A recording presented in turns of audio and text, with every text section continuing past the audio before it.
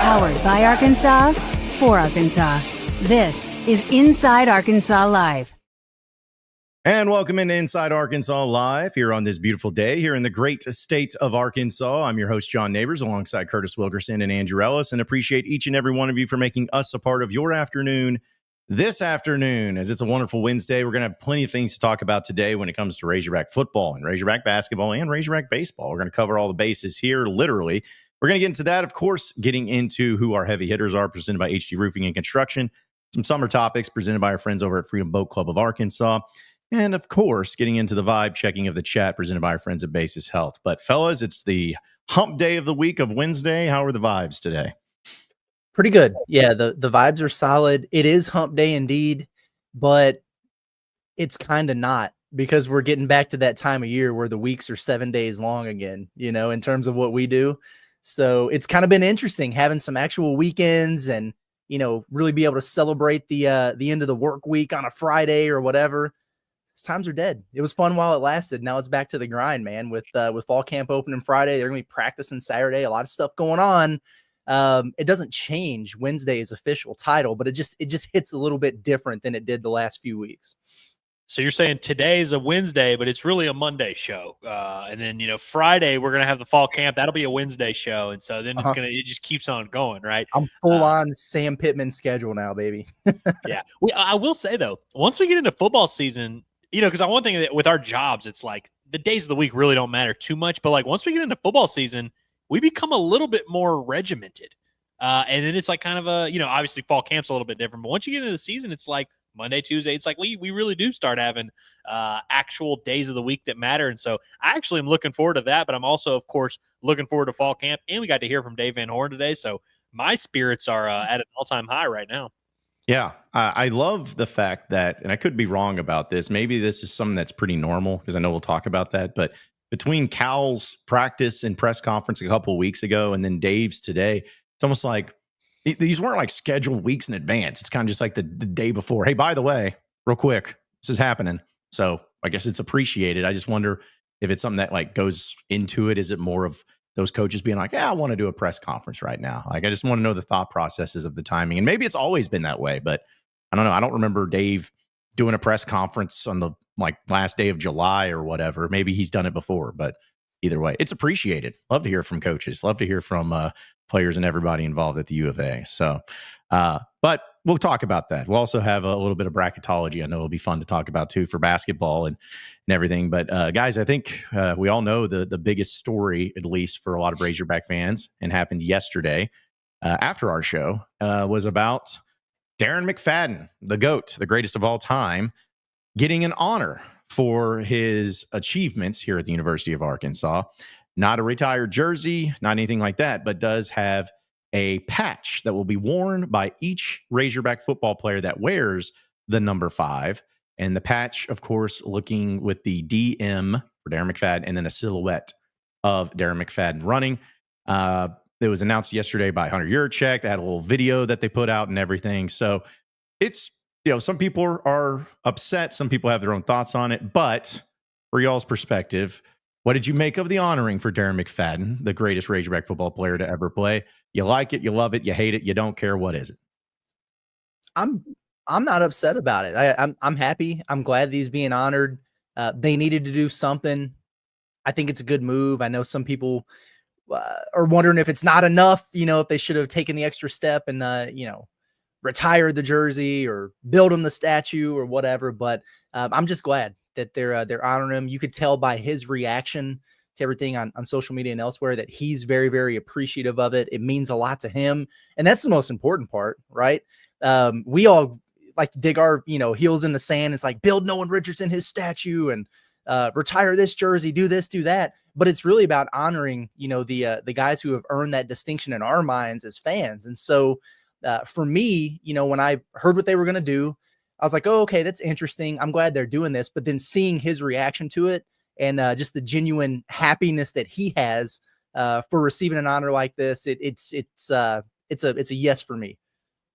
Yeah, this is another case where like I just realized that we all view everything through a completely different lens, and it kind of threw me off. So I saw the announcement, and we get an email from the U of A about it, and I was like, okay, cool. They're doing a little patch thing. I knew they weren't, of course, going to retire the number, because I know we've been calling for this for a while. We've talked about it, but it's really tough to retire numbers in college sports, especially in a sport like football, where you have 100 people on your roster. To just do away with a number so popular would be tough. So I don't know if that's ever going to happen, but I kind of saw this and I was like, okay, cool. Like they're doing a little honoring thing. Any way you want to honor Darren McFadden, I'm cool with it. Like, fine, whatever. And I kind of forgot about it. Like, I moved on and, went about my day, just, doing other tasks and not really thinking about it. And then I hop on Twitter later, and there's just an outrage of people being like so upset about it. And they're like, how could Hunter Yurachek do this to Darren McFadden? I'm like, whoa, what? I'm like, did I miss something? Like, what happened here? And look, if someone says, hey, they should actually do a little bit more to honor Darren McFadden, I could maybe hear that argument. Like, I'll hear what you have to say. Yeah, I could also hear if someone said, you know what, if you're not going to retire the number, don't do this garbage, because this is this is just a half-assed thing or whatever. I could hear that argument as well. I don't really know why this would upset people, but it seems to have really struck a chord with the Razorback fan base. Well, I'll give my thoughts on it, because it was a little upsetting to me, but not for the reasons that most people may think. First off, I want to be clear. This is not a thing of like at Hunter Yurachek or at this, because this is a bigger thing. I don't think that Hunter Yurachek was the one that decided this by himself and decided to do it by himself. This isn't the thing of coming after Hunter Yurachek or anything. And I'm also not going after McFadden or anything, because let's be honest, it's ultimately what means something to him and him talking about it. The only thing that kind of rubs me the wrong way about this is because I had Darren McFadden on my radio show about 3 or 4 years ago. And I know he was also on another different show on The Buzz. I know he was on a different radio show here in Arkansas, because I went back and I looked at it. He had been calling, or if somebody had asked him, hey, what would you think about your jersey being retired, your number? He said, that's what I would love to have. He's like, it's not my decision.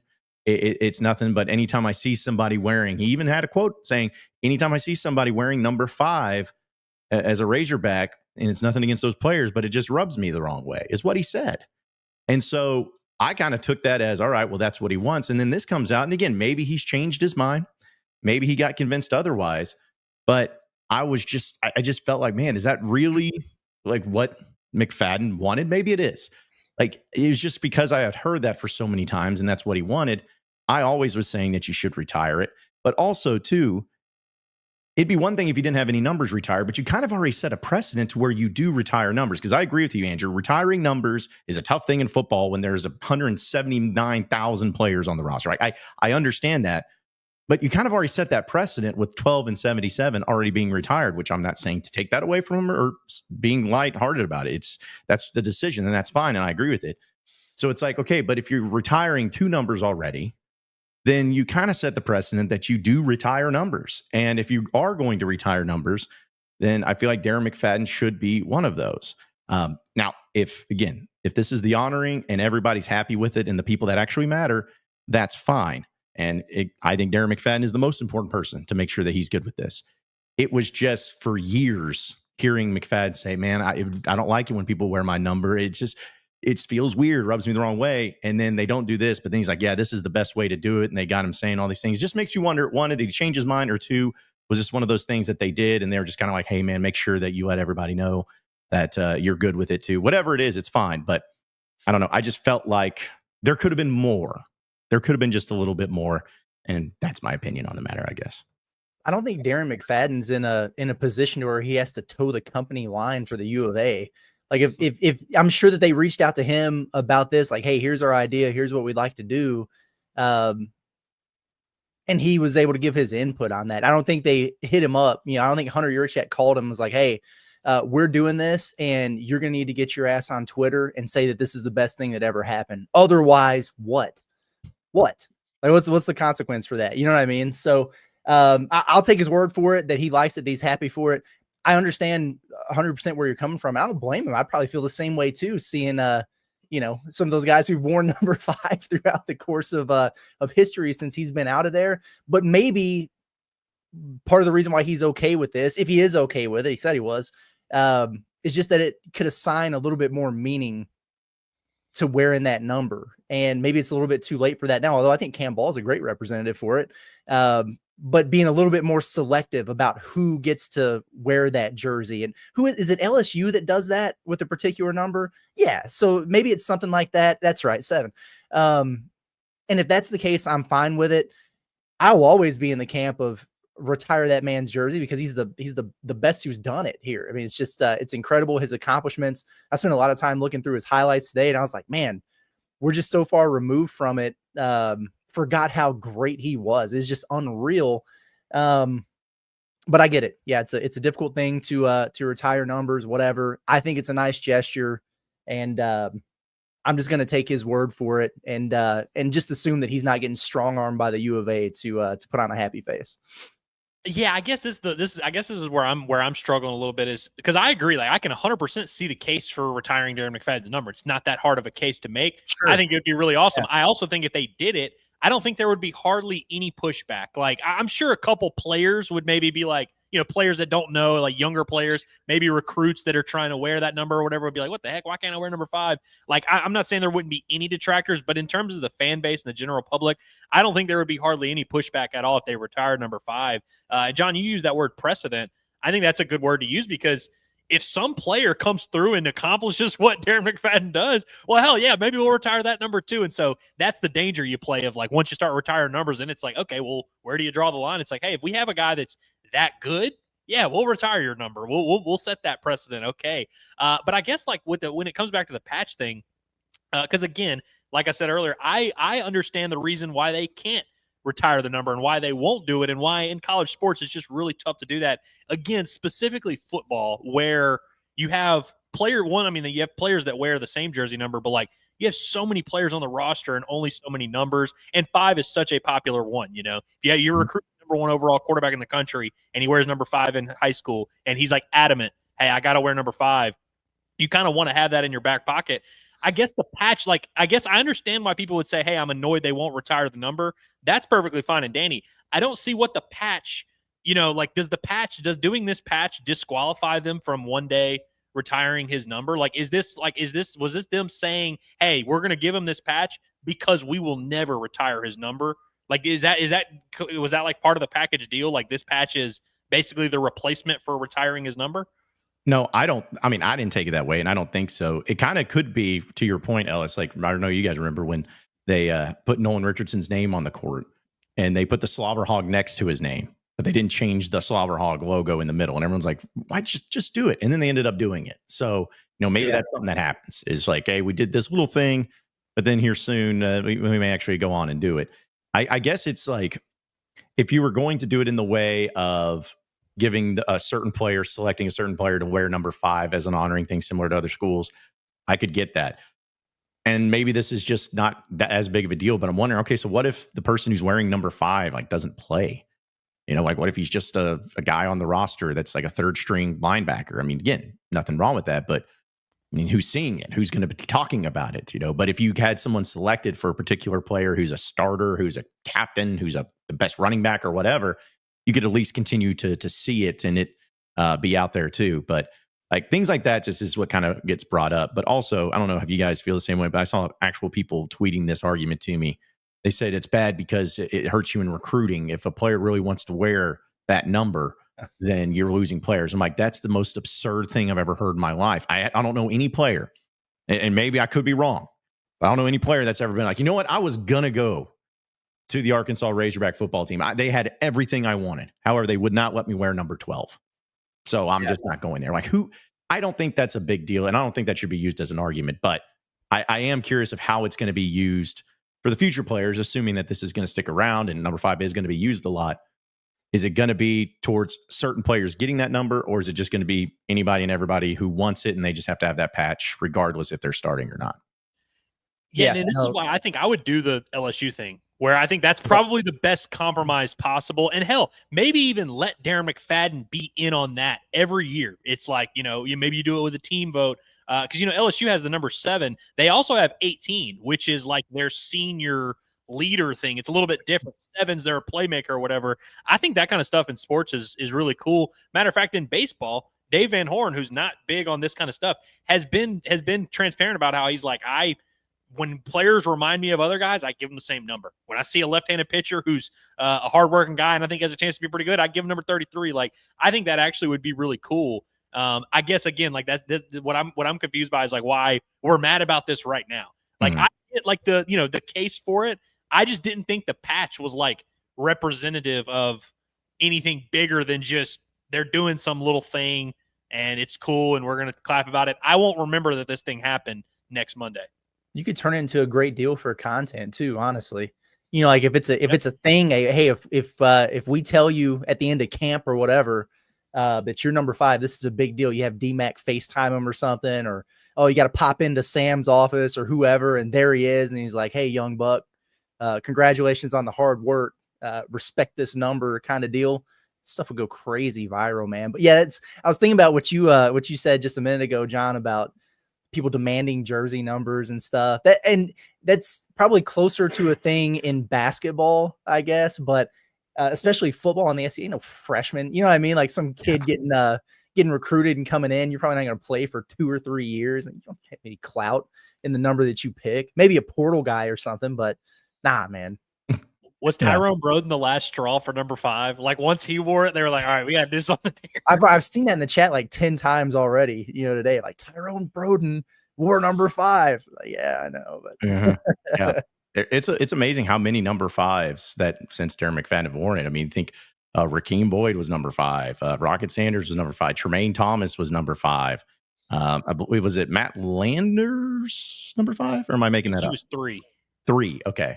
Thought they had a wide receiver that was number 5 at some point, but either way, I also think, guys, too, just being honest, I think because they're using now at least the same jerseys that McFadden wore, it makes it almost like exponentially weirder. Because when they changed the jersey during the Petrino era and even like the Bielema era, when you wore 5, yeah, it's still, but it didn't look the same. But now they're the exact same jersey makeup.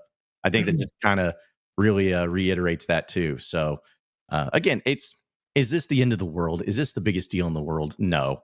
But I don't know. I was just really hoping that something like this could be something a little bit more permanent and honoring and all of that. But who knows? Maybe they do it one day. Maybe that all changes up. But like you said, I think Cam Ball is a great rep to wear it.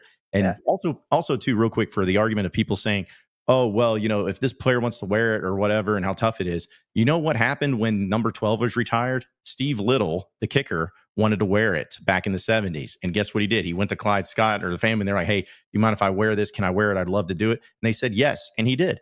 It could be something like that maybe with McFadden, where if it was a player that was like, I need this number, I have to have this number, then it's just like, okay, well, go talk to DMac and see what he thinks. And, then let him be the deciding factor. So again, doesn't mean anything in the grand scheme of things. This is not going to change the amount of wins and losses that Arkansas football is going to have this year, but it is something that is at least, because I think Darren McFadden, without question, is the greatest Razorback football player of all time.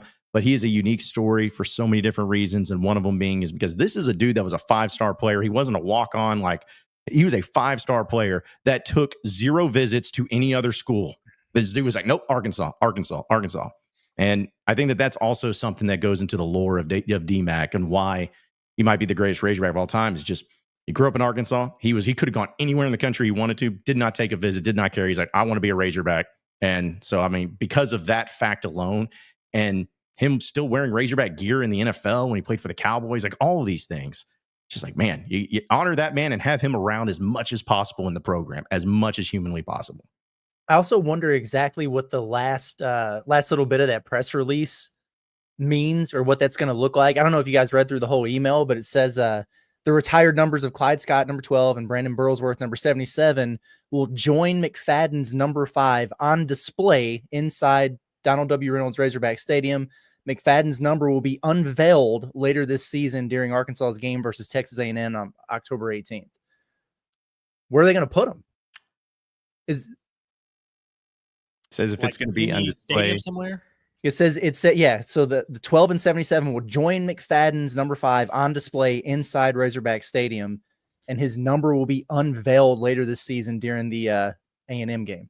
Some arenas have them on some strip somewhere. I don't know if they have a section in the stadium designated for that. That'll be interesting to see where that's at. Which, maybe, by the way, I think that's a no-brainer. That's cool. Yeah, maybe it's by where they have the the Texas Bowl banner that never happened that people were so up in arms about. Yeah. That would be awesome. And I am not saying this is bad. I would just offer a thing that I think would be cooler. Just that's all this is. Just offering something to be cooler. I think, is it Auburn? I don't know who does it, but those jerseys, maybe have them on the outside of the stadium, like big on like a brick pillar or something. So that way anybody and everybody that ever drives by, they see it and they see it. It's got the name, something like that. Again, it's cool wherever they put it. Maybe they put it inside the stadium in the corners or something, like, I don't know.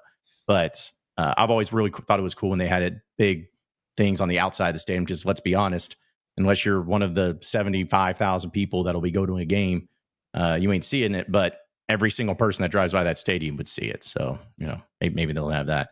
I like how they're doing it for the A&M game, though. That's smart. Yeah. That's good. That's good stuff, because they know that, hey, you never know what the season's going to look like, but we got to have something for that game to make sure that people are having fun and wanting to come to it. So, yep, no doubt. Yeah. Last thing I'll say on this, because I think we're all three aligned that if they did the thing where it was a rotating announcement of one player gets it and it's your best skill position player or whatever it is, that would be cool. Going back to the point of recruiting, because you said, you mentioned, John, and I know you think it's like kind of overblown, how it's a negative recruiting thing if you don't have a prime number like that available. And I agree, it's definitely not something that like changes big picture a lot. I'll just tell you, without a doubt, there are 1,000% every single recruiting class, there are at least one or two kids who are weird about their number. And it might not be number 5, but I do know that's a thing. That is 100% a real thing. I think it would actually be reversed if you did the dispersing it. I think that would be a positive recruiting tool of like, hey, you could wear number 5 if you come to Arkansas, and you can't promise it to a freshman or whatever, but like to transfers, you could be like, hey, come play running back here and wear number 5. Like, I think it would turn into a positive thing rather than being a negative if you retired it. And so I think, I think there's ways to make this cool. And I know that the patch really isn't the coolest way possible, but I didn't think it had a negative impact. The only tough thing about that too, now that I'm thinking about it, is depending on who you give it to. Like, what if you give it to a freshman or a sophomore? Do they just get to keep it for 3 years, or do you have to earn it, every single year? And then you might have to change because somebody else embodies the number 5 better than you do, or, you can't have a kid wear number 5 and transfer either. That would be, you just can't do it, right? You have to sign some type of agreement that's binding to make sure that doesn't happen. Just some logistics to go through. That's all. Mm-hmm. Yeah, that's all it is. We'll get to your chats and everything here in just a second, folks, because I know a lot of you have your own thoughts and opinions on this matter. But I'll tell you what, as part of our Alumni Hall question of the day, presented by our friends over at Alumni Hall, it's the #1 Razorback shopping experience. They have all of the shipments coming in for the Razorback football season, and you can get in on it when it comes to the #1 Razorback apparel. There's no better place to do it than with Alumni Hall. So check them out today, InsideArkansas.com/Alumni Hall. Use that promo code HOGSBY20 for 20% off your purchase. Simple as that. InsideArkansas.com/Alumni Hall, or you can scan that QR code up there. It's Alumni Hall, the ultimate Razorback shopping experience. It's a simple thing of for those of you out there that may have your own opinions on it. How would you want Darren McFadden's number 5 to be honored at Arkansas? Do you want it retired? Do you like it with the patch like they're doing? Should it be a selection of who wears number 5 or other? And 57% of you say retire number 5. 24% of you say select who gets to wear number 5. And then 17% say give a patch like what they're doing and putting it on number 5, with only 1% using other. And of course, no other reason was given. So either way, not like crazy thought process, but at least in this very accurate poll that completely represents the entire Razorback Nation, 57% would have liked for it to be retired. So either way, thought that was pretty fascinating too. Also, fun little trivia question, guys, on the outside of it. Can you name the college football program that has the most retired numbers? Penn State. I feel like because you're asking this as a trivia question, it's not obvious. It's not, but it's also there's a couple of teams that are in the running for the most. What's the number? How many numbers do they have retired? It is 10. Dude, 10 jersey numbers is a lot. Yeah. I'll give you a hint at least. It's an ACC team. Yeah, it's an ACC team. Florida State. No, it's more North ACC. Boston College. Less north. Virginia Tech. Getting warmer. A little more north. It's more north than that in the ACC. I'm pretty sure they're in the ACC. At least, God, I hope they are. Syracuse. No, closer though. I'll just tell you, it's Pittsburgh. It's Pitt. Really? Yep. They have 10 retired. Wow. Yeah. Wow. They have, and some of them you probably remember. They have Larry Fitzgerald's number retired. Dan Marino, Tony Dorsett, Marshall Goldberg, Joe Schmidt, Mark May, who holds number 5, Jim Covert, Bill Fralick, Mike Ditka, and Hugh Green. All of them retired. I got to be honest. It has a more like star-studded history than I realized. There's a lot of big names. Holy cow, man. Did not know half of those. Wow. Okay. That's fair. Those are all worthy. And they are also tied. Actually, there's a tie. I'm sorry, I miscounted. There is a tie because UCLA also has 10 numbers retired. Aikman's one of them. Kenny Easley, Kenny Washington, Gary Babon, Paul Cameron, Burr, Baldwin, Jackie Robinson, Jonathan Ogden, Don Muma, and Jerry Robinson. Retired Jackie Robinson's number in football. Yep. Pitt clears by a wide margin. Yeah. It's a better list. Yeah. And the final list, and I just think this one's kind of funny. As far as the most notable numbers, as far as most common numbers that are retired, USC has that and then some.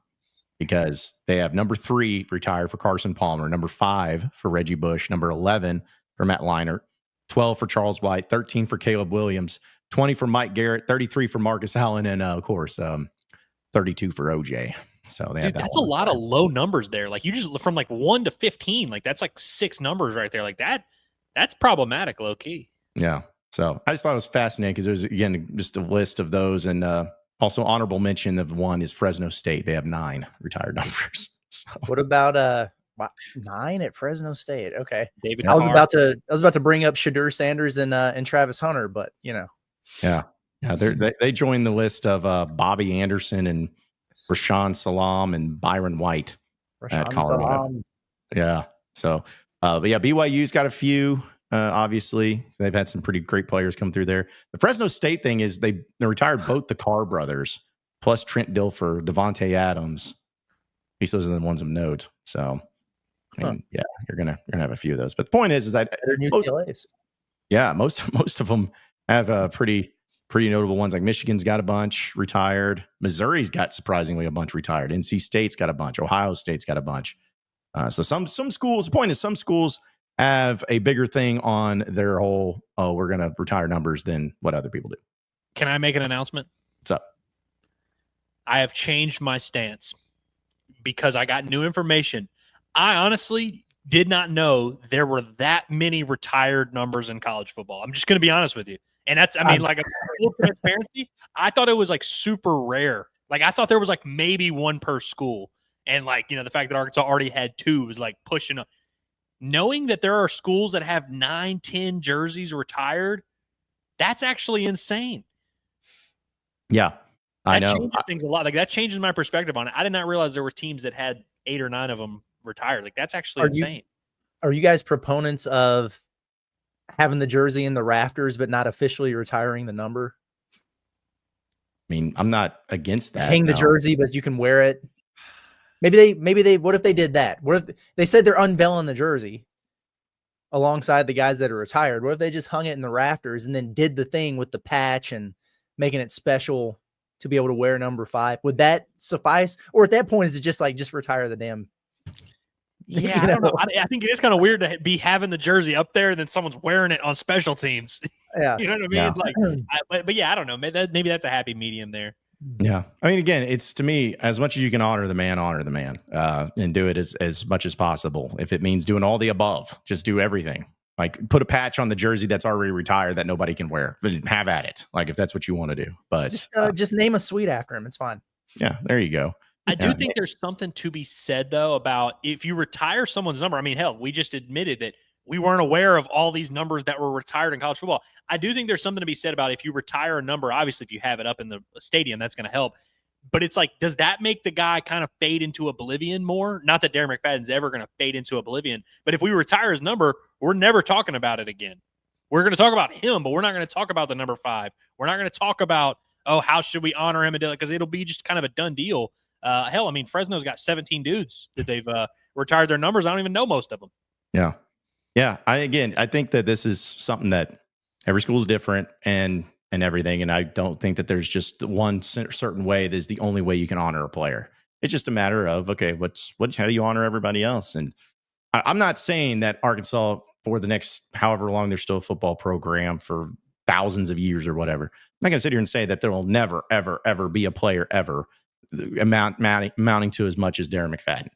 But the likelihood is pretty slim because the guy was that good. And even these days, with people put together the all-decade teams of college football in general, almost all of them for the 2010s, or the 2000s, I should say, is going to have Darren McFadden, Reggie Bush, or Adrian Peterson intertwined into that group. So, but yeah, it's a pretty cool thing. I can't wait to have it happen. Hopefully they do it right, and hopefully they do it big, and hopefully he gives the man the honor that he deserves. Because, as you said, Curtis, which we're talking about in our summer topics, he had a lot of cool plays that he was pretty good at, the game of football, I hear.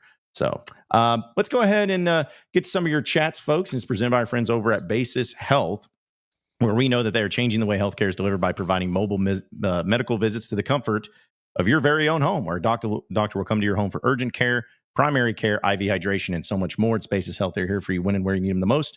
You can learn more at basishealth.org today. All right, so a few of your chats here on the show. Let's see. Transplant Text says, Hickory Hog had a great point. The patch will be spoken about every Saturday, and bring even more attention to DMac than the jersey retirement itself. Which I guess is... Will it be spoken about every week? I'm sure early on it might be like, it'd be like, oh, hey, don't forget this. And like if Cam Ball makes a big sack, maybe they'll do it. But like, I don't think it's going to be like I said I was going to forget about this by Monday. I think by about October, we will probably not be speaking about this patch much. Yeah. By the way, I've forgotten about it until they do the ceremony for the A&M games. Right. Yeah. Which, by the way, I probably should know this, but are they still doing the number 3 and number 15 like yard markers for Alex Collins and Ryan Mallett on the field? I don't know. Okay. I couldn't remember because they did that 2 years ago, I think 2 seasons, or was it this past season that they did that? I said it's been a long time, but either way, I'll be curious to see if they're still doing that, because I did like that element. That was kind of cool, but we'll see if they continue to do that. Let's see. Trey Bolly says nothing honors the number 5 and DMac quite like giving a D lineman the number who is for the first time second team All SEC. To be fair, they didn't give Cam Ball the number this year. Like he's had the number for a few years. Like he just happens to be the guy wearing it. And honestly, like Cam Ball's not even close to the most egregious number 5 donor. No, not at all. Hey, shout out to our guy Addison. He says, fellas, after living out of state for 4 years, moved back to the great state of Arkansas over the weekend. And after living in Texas for 4 years, I just moved back. Listening to y'all made me feel connected at home miles away. Happy to be watching in Fayetteville today. Woo Pig Suey. Love to hear that. It's awesome. Welcome back. It's got to feel good. Yeah. Being back in the natural state instead of being in Texas. Texas sucks. Let's see. Also, Austin says, every time I see this intro, I see one more win this fall. Me too, Austin. Yep. Me too, man. We're up 8-4. I'm knocking on the door. Let's go. I think that's numbers 5, 6. We're almost bowl eligibility, boys, if that's the case. And then the one win and every time the intro plays. But Pooh Bear says, DMac said himself he don't want the number retired. LOL. The patch during the game is the way he wants it. Well, I'm glad you showed up midway through the conversation. Great.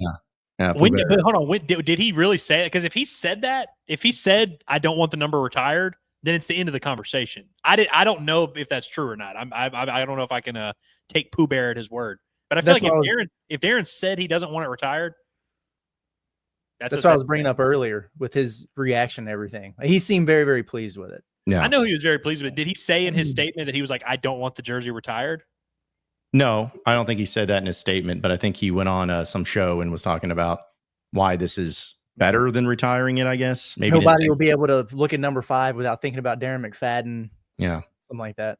Yeah. And that was the whole thing I was making, because I'll even read the quote for everybody that he said on my radio show 3 or 4 years ago. He says, it's always mixed emotions when I see someone wearing number 5. I always want them to do their best, but at the same time, it's not a number I want to see out there, really. It's part of football and not something you can just take with you. Just for what I did at history, I own just about every school rushing record. I'm in the College Football Hall of Fame, 2-time Heisman runner-up, 2-time Doak Walker Award winner. I think that jersey should definitely be hung up and into the rafters, but I'm not the type of guy to go make a big scene out of it. So That was his exact quote from a few years ago. So again, if he's changed his mind, that's fine. But right, I'm seeing a lot of this. I had it from Showtime Production. He says, "Bro, Darren McFadden's not going to come out and say this sucks." Nothing is stopping him from doing that if he wanted to. Yeah. First of all, like if he really felt some type of way about it, he could have been like, "This is cool. They should retire." People do that kind of thing all the time, but I'm having a hard time believing that the U of A or Hunter Yurachek or whoever's idea this was didn't go to Darren McFadden first and say, "Hey, this is what we're thinking about doing here. What do you think?" And getting the signature on it. But if we want to, if Darren McFadden's coming out and saying things and we want to just pretend like he's full of shit and he doesn't mean it, then you're all well within your rights to do that. But I have a hard time believing that this wasn't an agreed upon. I don't think he saw the press release yesterday and was like, "Oh, this is new. Great." I don't think that's how this worked. Yeah, even if he's not going to say anything, say his negative thoughts publicly, when they came to him privately, he would have definitely been like, I don't know, that's maybe not my favorite thing, in which case they probably would have altered course or just not done anything. So I'm 100% with you. And yeah, not saying everybody always tells the truth all the time, but it's like, when it's something like this, a big public thing, all we can do is take the guy at his word. We don't even do that anymore. Yeah. Yeah. It's like, things get second guessed. And that's, and to the point of, in talking about like McFadden, that's what they put out the video, I guess, of him hearing it for the first time or whatever. I just have my doubts that that's when he first was asked about this honoring and everything. I'm sure, like you said, Curtis, it was something they went to him, because how embarrassing would that be for him if they didn't ask McFadden, just did it, and he just went full Carry On Johnson or whatever, be like, not a fan of that. Like, that would have been bad for everybody involved. Right. So, and of course he wants the jersey retired. Mm-hmm. Why wouldn't he? But I think we're trying to make this controversial when it doesn't need to be. Just one man's opinion. It's whatever. Okay, so also I tell you what, we'll save, because we got some heavy hitters that we'll get into later in the show. But let's go ahead and keep it moving here and tell you all about our friends over at BetSaracen. It's the number one sports betting app here in the state of Arkansas. If you want to get on the future bets when it comes to the upcoming college football season, as well as NFL preseason games, all that good stuff, do it with BetSaracen. They're the number one sports betting app in the state of Arkansas. It's not even close. And it's really easy to access. You just go on your iPhone or on your Android and you download the app, and then you get set up that way. You can also check them out online at betsaracen.com. It's BetSaracen, Arkansas's number one sports betting app. All right, so mixing it up a little bit, I did want to bring this up, and something we wanted to talk about yesterday, but just so many things happened that were on the discussion. But switching gears a little bit to the basketball side of things too. I love our bracketology. Bracketology, what's better than bracketology in July? I mean, let's be honest about it. I mean, it's ever changing and ever flowing, but we know with Arkansas and, of course, other teams going on in the country, it's always going to be, something to look at. And I always find it fun when Joe Lunardi especially moves teams around, because you're like, okay, so what changed? What went out here? But in the latest bracketology, though, how about this? Arkansas, a 4 seed, according to Joe Lunardi, playing the 13th seed of Miami of Ohio. Got to watch them. That's a sneaky good team, which, of course, would be taking place over in Washington, D.C. in the East region. So how about that? I'd sign up for it. Yeah, that would be one that I'd be all right with. Joe Lunardi is the king of not doing his homework before he puts these things out. He has them with a second round matchup against Michigan State, who they play in the regular season. Wouldn't happen. But that's okay. So I got to tell you, though, if you look at that, potential pathways, like, nothing is easy in terms of getting to a Final Four. It's not. But if you would have told me Arkansas's path to a Final Four would be Miami of Ohio, a Michigan State team that you already played, one of their starters is already out for the season, the Boogie Flan-led Florida Gators, and then Dusty May to get to a Final Four, I would take that 100 times out of 100. It's a hell of a draw. I wish they were playing in Oklahoma City and, and like Houston for the regional final and everything. Like, that'd be awesome. But the draw itself, opponent-wise, I would take that in a heartbeat, man. Yeah, I mean, Florida, obviously, the defending champs. You give them a lot of respect and all that. They're going to be good. I think that would be like a dream 1 seed. Like if you're going to be in a 1 seed side, like I'm not saying they're going to be bad, but it's like if you're going to face a 1 seed, you're expecting to face a huge uphill battle. I'm not saying Florida's not going to be a tough team to beat, but it's like that seems like about as winnable of a Sweet 16 Elite 8 game as you're going to get at that stage of the tournament for sure. I like that draw a lot. I also, how do y'all feel about DC? I wouldn't be too upset about DC as a location. Yeah. Well, by the way, I should have clarified. That would be the I guess the second weekend. Yeah, the second weekend would be Washington. What would be the first weekend? Buffalo. Oh, dude, sign me up. I'm in. Yeah, all you want to do, Andrew, is just see Curtis get like his taint handed to him by some of the Buffalo natives up there. Be like, we thought we told you to stay out of here. What somebody's going to put me through a table, bro. That whole week, I'd be talking about Buffalo like it's the coolest place in the world and try and be the anti-Curtis of like or I'd go on the radio shows and they're like, talk about your great experience in Buffalo. So you'd be like Eric Musselman. Yes. Yeah.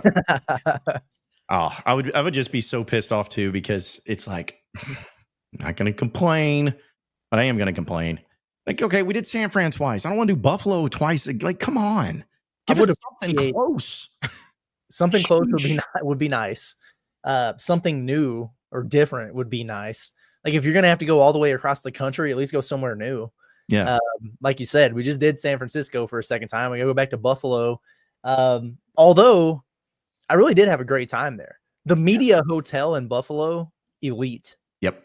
Best one that we've had. There's a basement bowling alley, a rooftop nightclub, and then 2 bars on the main floor in between. You don't even have to go anywhere else. Yeah. Unless you want to go get the wings. And it was like an apartment complex too. Like halfway of that is like, and then of course had and you're always protected because you have guys that are armed with like Uzis and MP5s that are just downstairs with bulletproof vests. So you know you're going to be safe. Did y'all go to room 40 while y'all were in Buffalo? Nope. What's that? What's that, Ellis? I was just wondering. If y'all went to see room 40. Sorry. Nope. No, we were too busy trying to check out all the wing places. You know, we were looking at the real stuff, which that would be part of it. But same time, like you said, Curtis, you know, they have everything in Philadelphia. You know, I wouldn't mind Philadelphia. Or they got great food. It's different. You know, it's still far away. You know, Tampa. Bring a gun, dude. Yeah. Well, I'd go to Tampa. I mean, how many times does Florida have basketball NCAA tournament sites? I feel like they don't very often, but we could go there. We go to Curtis's stomping grounds in St. Louis, hang out there. You know, there's some other places. You know, that's a lot better. I do like the idea of DC second weekend though. That'd be fun. Yes, I do too. Is there a way to do DC second weekend without having Buffalo the first? Yes. Yeah. What's the other alternative there? Tampa. And Oklahoma. Oh, dude, Tampa to DC. I know that wouldn't be like the most convenient travel of all time. That would be a little bit tough. Those are like 2 places. I've never been to DC. Of course, our buddy Robert Stewart's up there. Maybe we could stay with him for free. But I would like Tampa, DC. That'd be a lot of fun travel. Did you say Oklahoma City was one too? Yep. Nice. I mean, well, and also like I love how Ellis is just like, it wouldn't be the most ideal travel thing, buddy. Nothing's going to be like less ideal than what it was this past year. So I think anything about that's not that will be instead of having to go literally across all time zones. It would be nice. How cool would that be, guys, to stay in the same freaking time zone of Tampa to DC? That'd be nice. I'd enjoy that. Yeah, like who would have guessed? But also to the second weekend places would be Chicago. Wouldn't mind Chicago, Washington D.C., Houston. So you know, Ellis, your place of teams, and then San Jose. So you know, it's fine. I still think we missed out on that. What was it 2 years ago when it was Boston, L.A., Dallas? I think Detroit was one of them. Like that would have been cool, but yeah. Are y'all aware of how large San Jose is? Yes, it's like massively large. Yeah, I think we talked about top 10 in the United States or something like that. Yeah. I didn't realize that because like I've never heard anyone talk about San Jose in any context. Yeah, I think we talked about that. I was like saying like how it's deceptively large compared to other places, but it's weird that it doesn't have more of a sports presence. I mean, they got the Sharks, so I guess that'd be the arena you play in. I think, do they do MLS? So, they probably have a soccer team down there. I think they do, yeah. Yeah, but no baseball, no hoops, no football. Well, I can tell you this. The least ideal scenario would be, as far as travel goes, is be like going from, I don't know, maybe Buffalo to San Diego, or San Jose. Maybe would be the most ideal. But, well, okay, let me ask. I should ask this first. The setup that Lunardi has, is that the actual cities connected with the places, or is it just a crapshoot? It varies. Yeah. Okay. Yeah. Okay, I was about to say, because if that's the case, then that makes sense. But I mean, if you could end up going from Tampa to Portland, or something like that, then that would be less than ideal. But either way, that's what's going to happen. Whatever it is that Arkansas needs to travel the most to, there'll be a 1 seed and somehow get screwed. Like that, like they're going to find a way to ship them across. They're like, no, Cal can go anywhere. He's John Calipari. But yeah, I'm just excited about it, and I've gotten spoiled because now I'm just like, oh, second weekend, because I forgot what it's like not to go to a second weekend in basketball. I'm just saying. I don't know at some point it's going to happen where they lose their first game or second game, and it's going to hit very hard. We're like, wait, we're done? I don't understand what's going on here. Yeah. I don't want to live in that world for a while, though.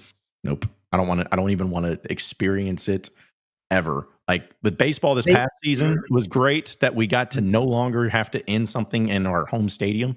But basketball, I want to travel twice. I'd rather go across the country from Buffalo to Portland or wherever than have to have it end in Oklahoma City, just a few hours away. What's going to happen first? A Final Four or a first round exit for Arkansas basketball? Arkansas is extremely due for losing a tournament game they're supposed to win. They haven't lost a game they're supposed to win in the tournament since like that Butler game. Seriously. But Ellis, they're also due for a Final Four. It's been too long. That's also true. Something's got to give. An unstoppable force meets an immovable object. That's right. It's like they can't be having all these other SEC schools making Final Fours and whatnot. It's Arkansas's time. They're due. So, but because, to your question, Curtis, because I am arrogant about this, they're going to a Final Four before they lose in the first weekend. Come on. Going to Final Four. We'll be in Indy this year. Yeah. We'll go to Indy. Happening this year, guaranteed. Man, I was just thinking, like, could you imagine? Right. Like, well, because we go to St. Elmo's, get some nice steaks. We already got a setup where we're going to go to the dugout, the bar, sports bar right over there. It'll be fun. So it'll definitely make things easy. But since we're talking basketball, what would be like the greatest realistic matchup if Arkansas, say, was in the national championship game or in the Final Four even? Like, what would be the most fun other teams there? Because I don't want any other SEC teams there at all. I want Arkansas to be the lone representative. But realistically, would it be? It's funny because like some of them were playing in the regular season. Like, would it be Duke? Would it be Houston? I mean, North Carolina would be cool again. Like, yeah, that's what's tough about this because you play all these teams in the regular season. I would just prefer to see someone that you're not gonna have already played. But yeah, UConn maybe the back-to-backs with Hurley a couple years ago, and that could be fun. We got to start getting some licks back on the Tar Heels, man. We gotta beat them in the NCAA tournament at some point. And I love the like full circle stories, like where you get to face the demons you faced before. I want to do that with North Carolina at some point before I die. Well, let me ask you this, because I know we're talking about, but this has just got my mind moving. Because remember in baseball at Omaha, we were like, man, if LSU just wasn't here, Arkansas would take over Omaha. They'd be the number one. Like, what good teams in the Final Four could make Arkansas take over Indianapolis? Like still getting there, but obviously Duke's going to have more fans. Kansas is going to have more fans, but like, what would be like? Would Houston have more fans than Arkansas? Probably not. And you think about some of the schools out, like UCLA or something. Yeah, wouldn't travel like that. Gonzaga probably wouldn't travel like that. They traveled decently to San Francisco, but it wasn't crazy. Remember the first year we were there? Yeah. So teams out there. Would St. John's overwhelm Arkansas? I know that they wouldn't. I know they wouldn't. He's got BYU as a 2 seed, so I saw that. I'm like, man, BYU wouldn't have more fans. Surely not. Of course, I don't know. Mormons, they love their teams and sports, and they love their things. So I don't know. It would be in the perfect world. Getting in the Final Four, I don't really care. It'd be cool no matter what, but it would be extra cool if Arkansas could be like the team there and the fans are overwhelming them. And I don't know. I'm just getting goosebumps thinking about the idea of Arkansas in the Final Four and just the fan. Like we saw it in Omaha and how awesome it is. And, going to Sweet 16s and Elite Eights is great. But man, if they make it to a Final Four, especially Indianapolis, it's not that far away. It's not like, going to Seattle or something. Oh man, it'd just be electric. Us doing streams would be great. We'd be just sitting back having a grand old time, getting a fight. Like it would just be great. So, when also the travel leading up to it would factor in a little bit because there's a lot of people who were like, "All right, I'm not going to go to DC, but if they advance past there, I'll go to that one. Oh, I'm not going to go to San Jose, but." And so once they got to the Final Four in Indianapolis, everybody who couldn't quite talk themselves into going to the East or West Coast would be like, all right, I'll go to Indianapolis. Yeah. You do remember the last time John Calipari coached in the Final Four in Indianapolis? What happened there, Curtis? They were 38-0 until they weren't anymore. Frank the Tank got them. Well, the last time that John Calipari coached in a Final Four and I was in the same city at the same time, New Orleans, 2012, and he won it. So I like that a lot. Crunch those numbers. Yep. Yeah. Yeah. I can't argue that logic. It sounds like that's the main ingredient there. But yeah, no, I'm just excited for basketball season. I know football season's not being full swing, but I mean, basketball, man, it's just going to be so fun to have it. And it is weird, as you said, Curtis, a lot of these teams you're playing in the regular season. That's just something I have not ever been used to at Arkansas, where non-conference games, you'll have one or two, but like this year, good grief.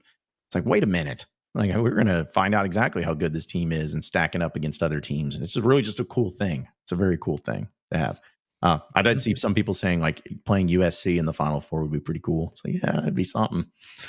That would be something. I don't know if I'd want to do that though. Stressful. Yeah, I don't want to do that. I couldn't handle that, because then if I saw, and if he beat Arkansas and I had to see him take his shirt off, then suddenly I'd hate it and it'd be the worst thing ever. It's like, show some class. Shouldn't do that. I'd turn full heel. I would be like, no, there's no room for that in this sport. Act like you've been there before, Muss. That's the only path to you going to the Final Four and not remembering it fondly. You know what I mean? Like, you lose in the Final Four, no matter what. It's a great season that we'll tell our kids about. You lose to Muss, then all of a sudden it's like, we went to the Final Four, but that would be a tough one. Would that be worse than losing to like Kentucky in the Final Four? No. It would be worse than that. Yeah, I'd say there's no way it'd be worse than that. So the worst situation would be losing to Kentucky in the Final Four, right? Like no other team would be worse to lose than that. Okay. Yeah. Just making sure. No, I don't even want to think about that. I would rather lose to the George Mason that makes the Final Four in the Final Four than I would Kentucky, to tell you the truth. Here's a great poll question. Would you rather lose in the first round or lose to Kentucky in the Final Four? It's actually a good question. I'll take my L early, bro. I know. I'm just telling you. I'm like, man, I'd still want to go to the Final Four, but I'd consider it. I would consider losing in the first round over losing in the Final Four to Kentucky. That would be, that'd be disgusting. Man. That would just be disgusting. So let's not even manifest it. But we'll get to your chats. We'll also have our heavy hitters coming up here in a bit. But I want to remind everybody that we're brought to you by our friends over at Hickey and Hull Law. We know that divorce and custody cases are extremely important, and they happen each and every day. And some of you who are looking to get help in this, well, get help with the people that know best and are going to help you out in the best way possible. It's Hickey and Hull Law. They understand that it is crucial to all of their clients that they keep you updated on the cases and that they are available to provide that advice and counsel throughout the entire process. And they will make sure that they take the time to meet with the clients, respond to emails, and always, always, always return your call. So give them a call today at 479-434-2414. That's 479-434-2414. You can also visit their website at hickeyandhull.com. Scan that QR code in the screen as well. It's Hickey and Hull Law. Things are about to get better. Okay, so I know we'll have some chats and everything too, but said that we'd talk about all things sports and include Razorback baseball. Dave Van Horn met with the media today, which if you want to check out that press conference that he had today in full in its entirety, you can check it out after the show at Inside Arkansas on our YouTube page. But Andrew, I know you were in on that press conference. Any groundbreaking stuff? Any crazy things said like, "Hey, we're going undefeated this year"? Any wild behavior from Dave Van Horn in his press conference? No, it's pretty tame. When you get him in the middle of the summer, he's a little bit more low key. It was a very informative and very valuable press conference. Like, there was a lot that I was glad to hear him talk about. Some of the guys that went to the draft, some of the guys, like Parker Coyle, who didn't, and what that process was like.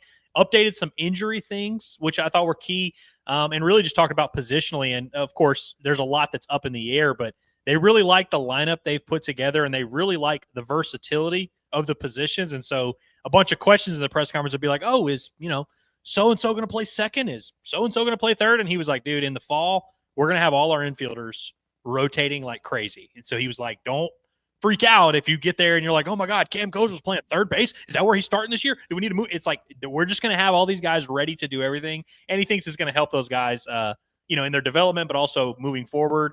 Nolan Souza is, of course, going to be a very big part of that. Nobody fits the mold of like what they try to do with their lineup more than him.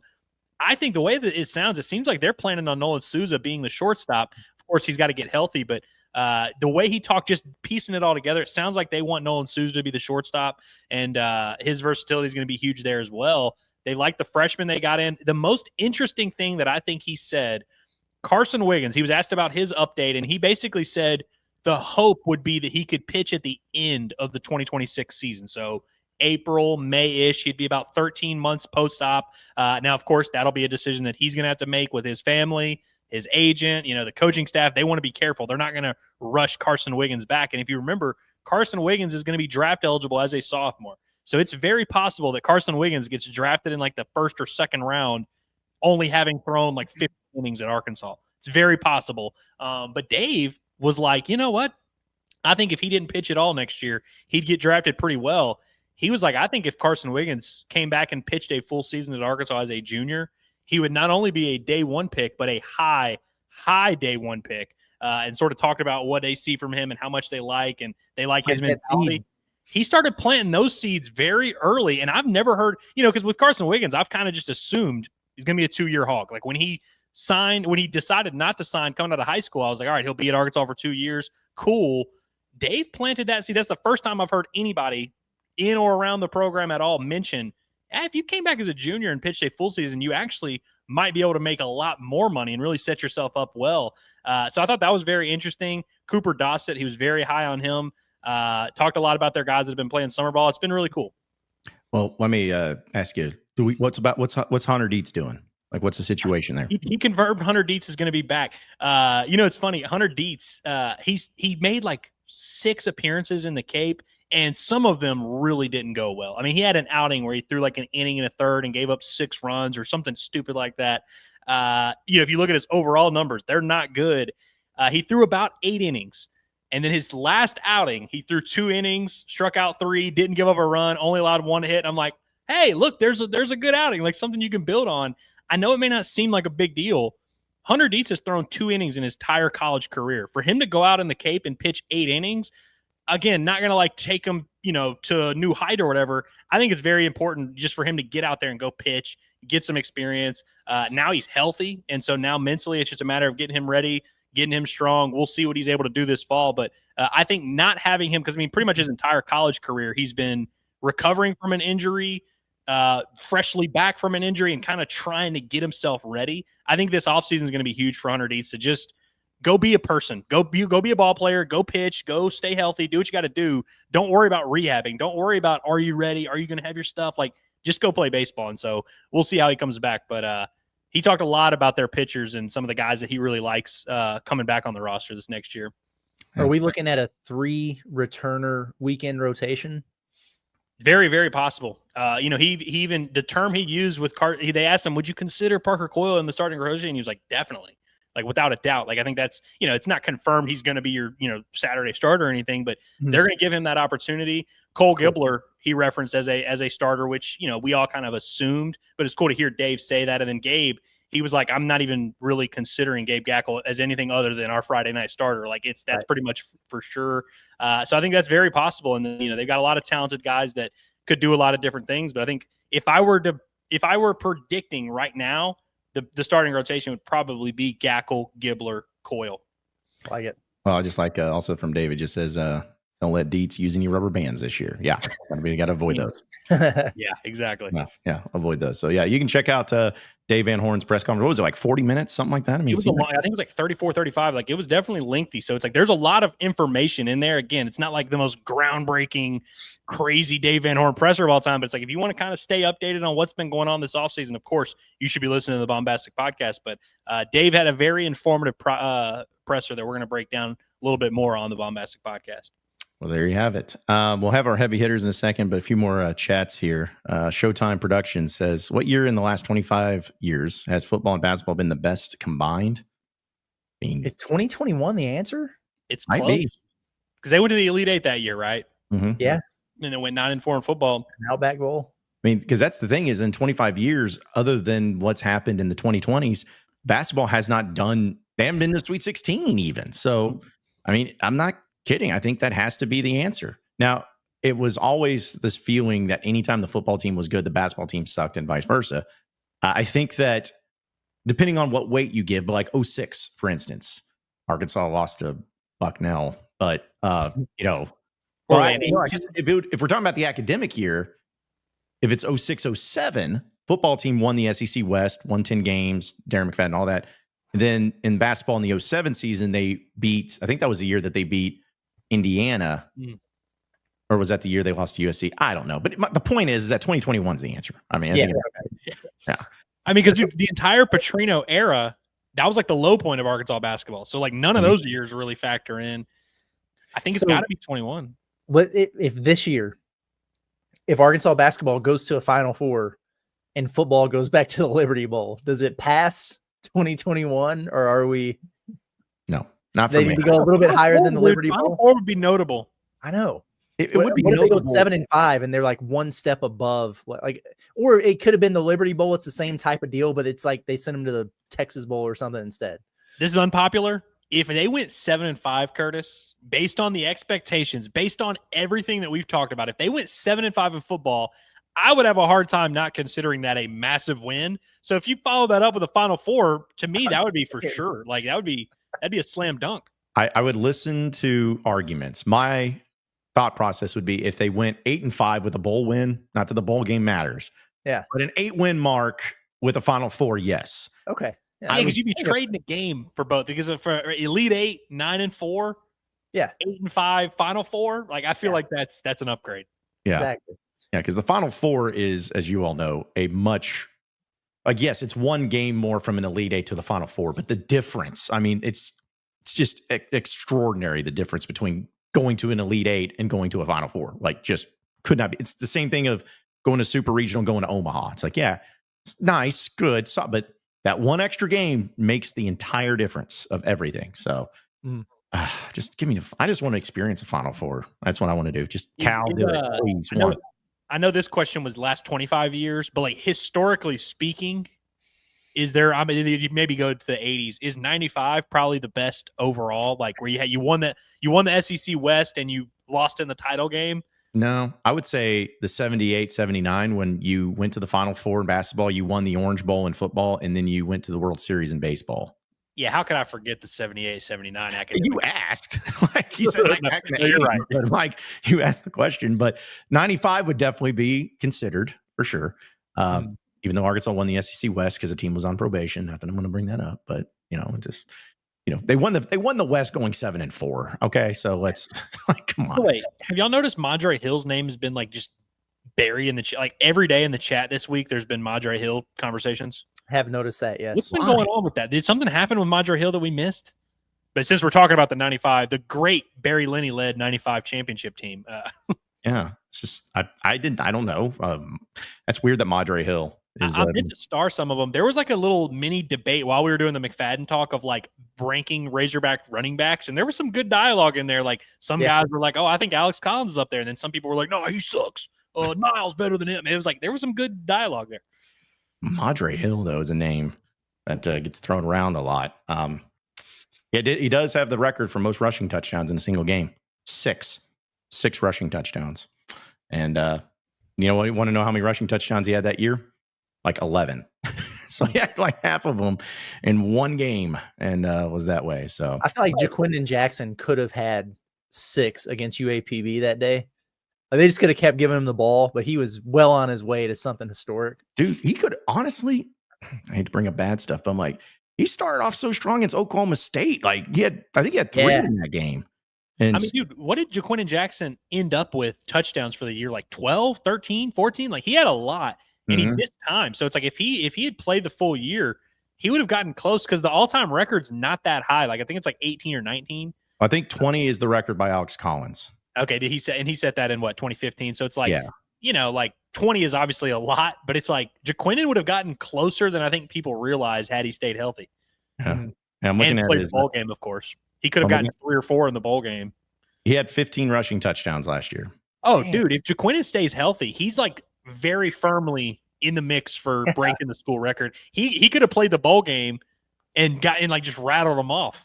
Mm-hmm. Yeah, because I knew he had, like, it was one of those things you look at back at the end of the year, like, oh, holy crap, like they had that many. But if you think about it, he had 3 against, like, this is stuff I forget about. He had 3 against Missouri. Did not remember him having 3 rushing touchdowns against Missouri, but he did. Like, you had that. You had 3 against UAPB, or 2 against UAPB, 3 against Oklahoma State, 2 against Auburn, and like in every other game he had a single rushing touchdown, except for one game that he actually played in, and that was LSU. He did not have a rushing touchdown, but every other game he had at least one. So it's pretty impressive. Underrated. It is a damn shame that he was hurt the whole time. I know. This dude was going to kill it. But either way, let's go ahead and get into our heavy hitters here on the show. And it's presented by our friends over at HD Roofing and Construction. We know that storms can hit unexpectedly, especially when it comes to Arkansas weather. You never know what to expect. But when that happens, you want to make sure that your roof is good to go, because I don't know if anyone knew this. A roof is pretty important when it comes to making sure you're protected from storms, not just from any sort of damage being done from the winds, but from the rain. And then there's nothing worse than having to deal with water damage in your house, all because you did not have your roof checked out by HD Roofing. Don't let that happen to you. Have them do that free inspection for you, because they have that professionalism that you need. They have that top quality materials that your roof needs, and the expert installation that your roof needs as well. So give them a call today at 501-428-0429. That's 501-428-0429. You can also check out their website at hdarkansas.com. It's HD Roofing and Construction here in Arkansas. So, okay, so for heavy hitters today, I just want to throw this out because this is something that just makes me laugh. We have YouTube comments. I know you guys know this. And I tried not to, I'm just going to be honest. I told you guys this. All you folks out there, I do not read the YouTube comments after the fact. I don't read them on my Locked On. I don't read it on this, because most of the time it's just going to make me mad. But sometimes there'll be a gem. And this was a great one that was left. This person who is defending the honor of Maction against the SEC. This was not on ours. This was on a video where it was, I should have pulled up which one it was, but it was a video talking about the SEC and the ACC and all this. This person goes and says, "Congrats on your 5-star recruits, $100 million facilities, SEC fans. Meanwhile, the MAC is out here playing real football in front of 14 people and a raccoon on a Tuesday night during a blizzard. You ever seen a punter throw a touchdown to a long snapper while the scoreboard's on fire? Didn't think so. While y'all are busy arguing over which frat-funded dynasty is slightly less fraudulent, Toledo's cooking up a triple reverse flea flicker in a game that ends 43-42 after 6 missed PATs and a goalpost that gets stolen. That's not football. That's Maction. You wouldn't survive one quarter, and I believe it's Salanti. But anyways, I'm like, I can't deny any of these facts, and I was just so happy. This guy's my heavy hitter, whoever he is, or woman, whoever he is, she is, whatever. I can't argue that logic. I mean, that's real football in Maction, baby. That's the real way of doing it. T King for the win. It's pretty good. 14 people in a raccoon. That just kills me, man. Yeah. Listen, Maction is very good. I mean, Tuesday nights have never been the same since Tuesday nights in the fall. I think it's like mid-October when they start cranking that up. It's become very fun to watch those games, bet on those games, observe the absurdity. My only complaints are, frat funded? Are the frats funding these football teams? I don't think they are. Maybe they are. Perhaps. I don't know. Yeah. Also, if there's one school, like if you're going to make fun of SEC schools for not really knowing the cool stuff, Arkansas's run some insane trick plays involving guards throwing touchdown passes, long snappers throwing passes, catching passes. They did that one against Rutgers where the long snapper caught a pass. That was cool. You've had punters, throw balls to Blake Kern. Like Arkansas has pulled off some of that craziness. Arkansas is the closest thing to a MAC school that the SEC has. Man, yeah, I was just getting triggered again because when you talked about that long snapper that caught the touchdown pass, I don't remember who it was, but just knowing that he caught as many touchdown passes as Andrew Armstrong did last year. Yeah, and as many as Traylon Burks caught as a Tennessee Titan. Him and Taylor Lewan were tied. They finished their Titan careers tied in receiving touchdowns. That's brutal. I don't want to be sad anymore. Somebody else doing who their heavy hitter is. Yeah, okay. I've got 3 of them real quick. One, I don't remember if we talked about it on this show. Maybe we talked about it some last week, John. I know I did on the Pod at the Palace, but we've been talking about the video games and college basketball coming back, and then 2K trying to get into the fray. But they were talking about, we'll include at least 100 teams in our game. And it just sounds stupid. Like, what are we doing? It's diluted. It doesn't give you the full experience. I don't even know how that would work. Don't rush it. Do it right. And so EA Sports, heavy hitter for me, because they did come out and say, hey, by the way, yes, we will be including all of the Division I basketball teams in there. Good. If you're going to do it right. I just can't believe that was even a conversation that we were having. My second heavy hitter. Can I really quick interrupt to that one real quick? Yes, All I'm asking is that if they're going to do it, I get for football because you don't see their faces very much because they have helmets. And basketball, their faces are going to be there. So please do as great of a job as you can in making sure the faces are accurate. Like, just please, that's all I ask. Yeah, they've got to figure out the customization stuff there. After what they did to Taylon Green's hair, it's like we got to do a little bit better when there's not a helmet on it. Mike Gundy's face and like what he looks like. Yeah, man. I mean, come on. We got to get it right here. Cam Ward is going to be a heavy hitter for me because I love that he just came right out and said, hey, our offense right now at Tennessee, very mid. He just put it right out there in a quote. I appreciate the honesty and the transparency. This is also the guy that said Traylon Burks was going to be, the best receiver in the history of the NFL, and he's no longer with them. So that sucks, but whatever.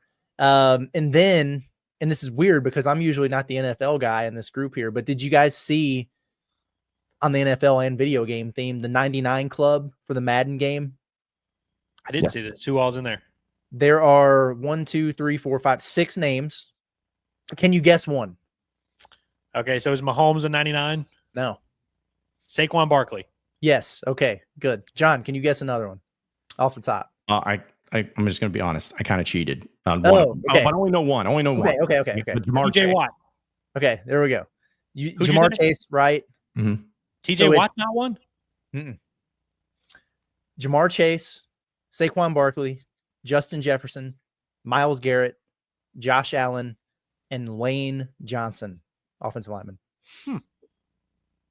Okay, should I know who Lane Johnson is as far as like his greatness? He blocks for Saquon Barkley. Pretty notable. Yeah. Okay. Yeah. Eagles, right? Yep. There you go. The 99 Club. I saw that. I remember one year where there were like 3 and people were like pissed that there were 3. they were like, that's too many. Yeah. Man. Yeah. I always laugh too. Sleeping on Mahomes, bro. Yeah. I always laugh because I think I saw the thing on Madden that they've recreated now the backwards hurdle for Saquon in the game. I'm like, idiots are going to be trying to do that every time and it's not going to work. So I really hope to see that. Curtis, you'll appreciate this. I actually saw there was a video of Stipe Miocic, who we talked about on the show not too long ago. There was a video of Stipe Miocic hanging out with Myles Garrett at Cleveland's training camp because he's a Cleveland guy. And Stipe Miocic was a heavyweight champion in the UFC. Now, he's not a massive heavyweight. How small he looked next to Myles Garrett was like actually stunning. And I saw these MMA accounts that were like, they don't follow football. And they're like, how come we don't have heavyweights that look like this guy? Who the hell is this guy? Like, why don't we have heavyweights in the UFC? And then, there were people that were like, to be fair, there's not many human beings that look like Myles Garrett. He's not just an average Joe in the NFL. That dude is a unique character who writes poetry, by the way. Did y'all know that? I didn't. Yeah. All right, Andrew, who's yours? So mine, I'm going back to the Arkansas baseball well because it's the well I know best. You guys remember when Arkansas beat Tennessee? What was the coolest moment of the celebration, would y'all say? That? Is that what you're talking about? A little bit after that. After they did their whole thing, what was Curtis, if you were to think of the coolest moment from Arkansas celebration when they beat Tennessee? Oh, The okay. flip going around the concourse and then jumping in the lake. Yeah. Jumping in the lake was certainly the cool one, right? Well, that was Mr. Steele Eves. Y'all remember him? Yeah. So he pitched, I can't remember how many innings it was as a freshman, maybe 8, maybe 9. Put up good numbers. I mean, I think his ERA was under 2. Did well. Now, he didn't throw in any high leverage situations. Literally every game he pitched in was 14-3 or whatever. But he did a good job. Well, he went out this summer for the Santa Barbara Foresters, made 7 appearances. It pitched 10 innings. In those 10 innings, allowed 4 base hits, did not walk anybody, did not allow a run, and struck out 14. Hard to be more effective in your time there. So in those 7 outings, he faced the minimum in 4 of them, one of which he faced 3 hitters and got 4 outs. So, big time stuff there. I don't know how you even do that. I guess double play ball, but really had an awesome summer. And Dave talked very highly of him today. Dave said today that by the end of the year, Steele Eves had actually kind of risen up their board to where he was starting to pass some guys in the bullpen, and they were kind of starting to have conversations of like, hey, we're in Omaha and we might be in a tight spot here. We might go Steele Eves. Like, they were kind of having those conversations, and they would have had no problem bringing him into a tight situation.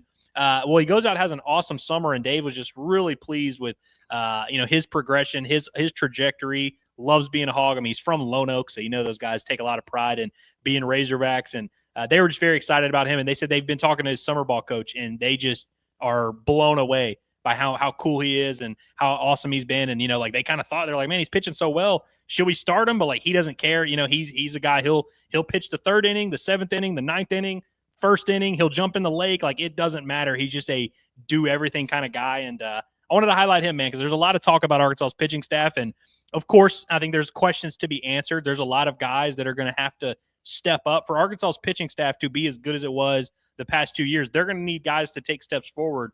Seems like Steele Eves has very much positioned himself as one of those guys. I think he's going to be in for a huge role next year, and I wanted to give him a shout out because Dave spoke very highly of him today at the press conference, which was cool. Actually, I'm going to take it back. The best part of the celebration was the boots. Yeah, the boots was cool. You know what? Fun fact, real quick before we move on.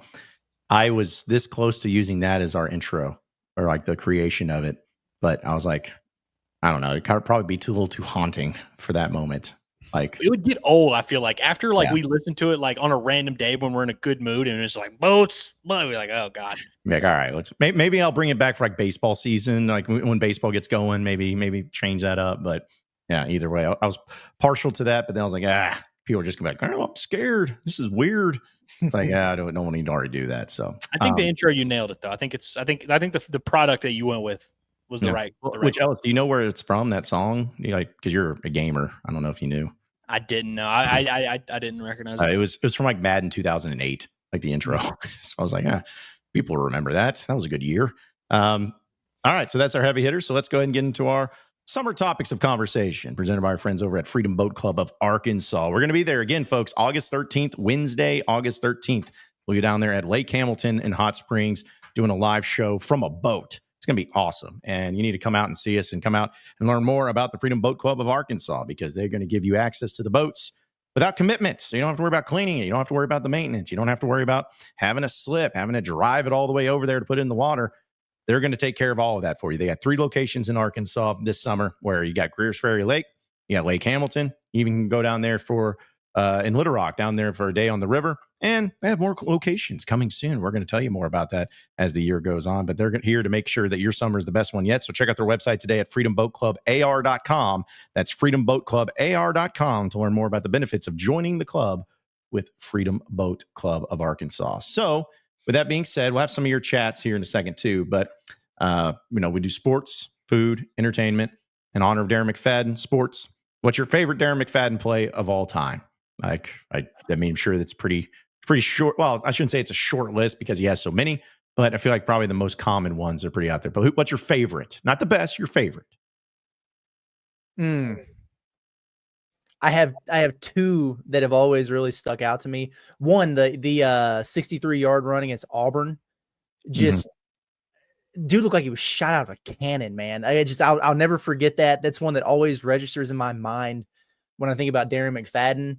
But then also, and obviously we think so much about him running the football and everything like that, but his touchdown pass to Peyton Hillis against LSU, was one of my all-time favorites. That one really resonates with me. I think those would probably be my top 2, but good grief, man, there's like 50 that you could choose from. Y'all want to know the most overrated Darren McFadden play of all time? It's the one against LSU, the 2007, where Casey Dick had to come block the guy. That's actually not Great high block. on my McFadden list because he pretty much ran out of gas on that play. And it was like kind of one of those where it was like the play kind of like they blocked it up well, and he just kind of like had a seam there.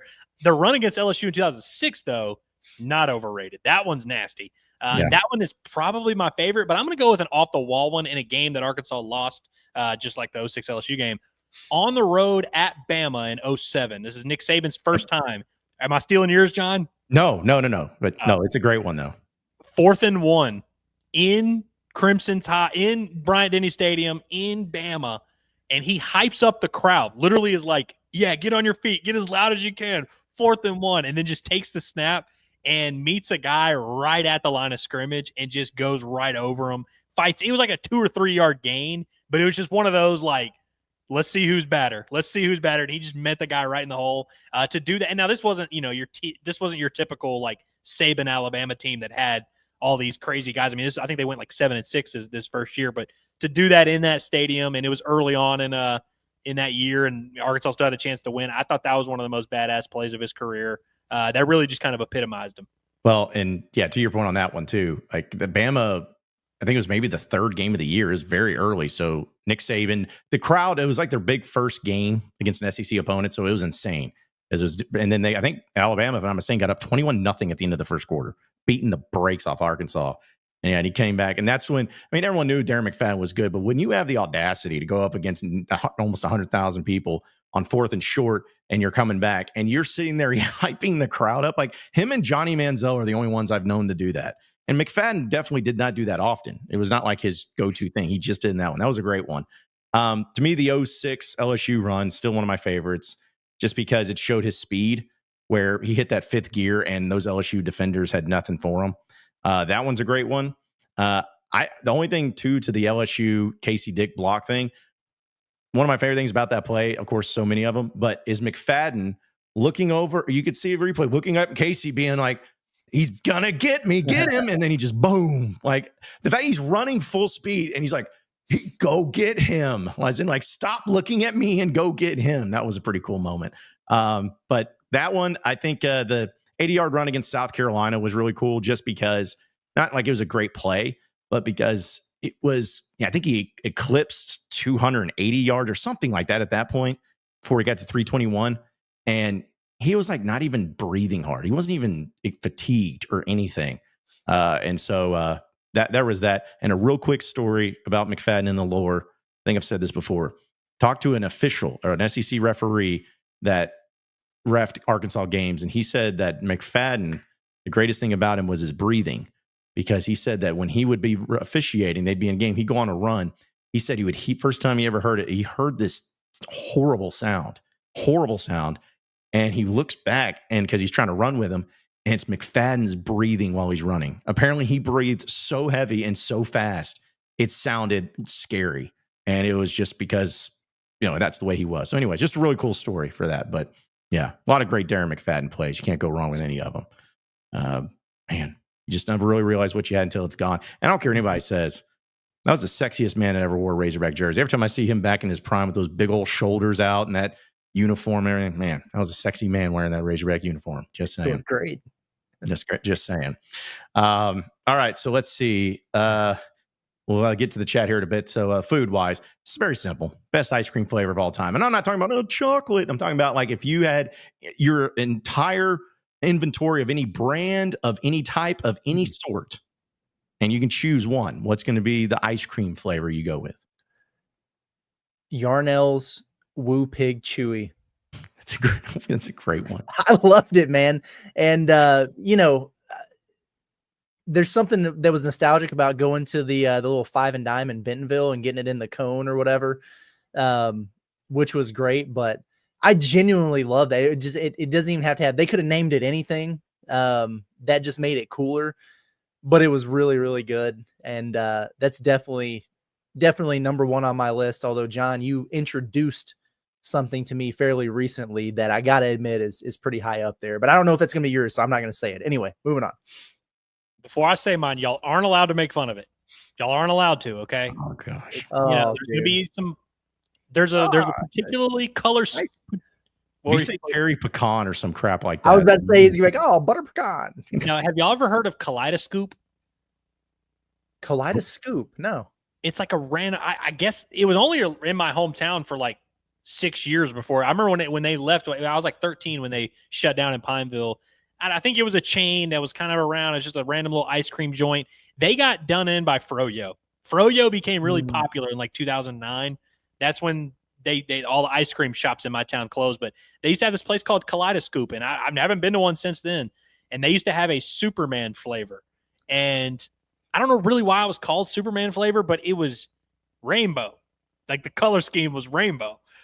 And I don't know why. I just loved it as a kid. Like and to your point, John, like I'm the chocolate guy. Like I'm just like, honestly, I was very tempted. If John hadn't bullied me, I probably would have just said chocolate.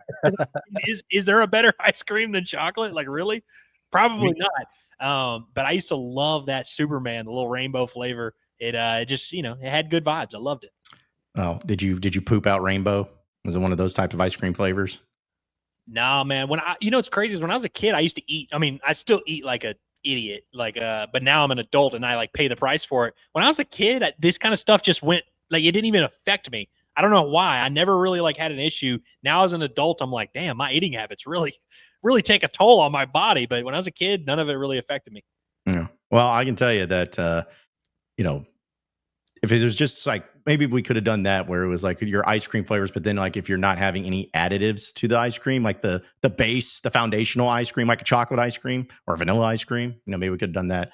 Cause mine would be cinnamon ice cream. Best thing ever. But to my thing is this is tough because I'm a chocolate chip cookie dough person. Always have been. Very good. But I love me some cookies and cream too. It's hard to beat, but you were right, Curtis, when we were up in Providence, and I had the grand scheme of I don't even know if it's a decision or if it was a bad decision or what, but it's like, hey, I'm going to DoorDash ice cream to us. It was just a thing. And I saw a Ben & Jerry's store that they have. I was like, well, we don't have those in Arkansas. And then I was looking through and it's like most popular is freshly packed ice cream. And it had all the same flavors, but it's called freshly packed. I was like, well, what's the difference? And then I looked at it, it said something like, oh, just packed today. And it was like $1 more. I was like, well, give that a shot. Man. That tonight dough? That tonight dough. And so, folks, if you ever go to an ice cream place or Ben & Jerry's or whatever, and you have a choice to get freshly packed, get it. It's a game changer.